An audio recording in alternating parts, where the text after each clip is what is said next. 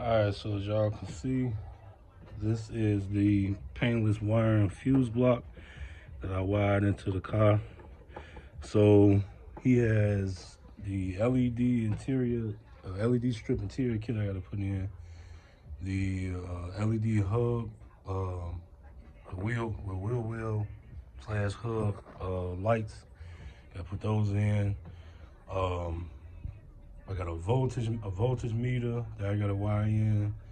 A couple other things I gotta wire in. So the whole thing is, instead of trying to find a source, constant a switch power source through the factory fuse block to supply the power to everything that I need, with the amount of stuff that I gotta wire in, it's easier, like I said, to add another fuse block. This fuse block gives you, I think these are the 3 constants and these are the 3 switched accessory fuses. So gives you more than enough, to wire in stuff. And I got it routed because there's another 2 more wires that you got to route.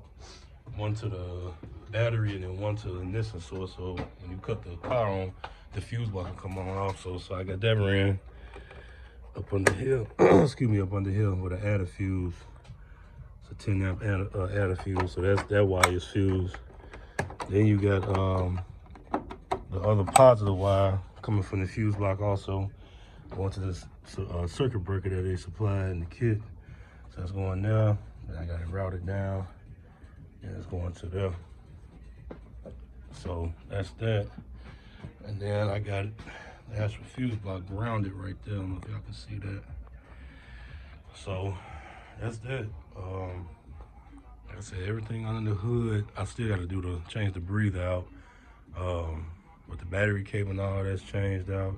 So now I can totally focus on the inside of the car and the trunk.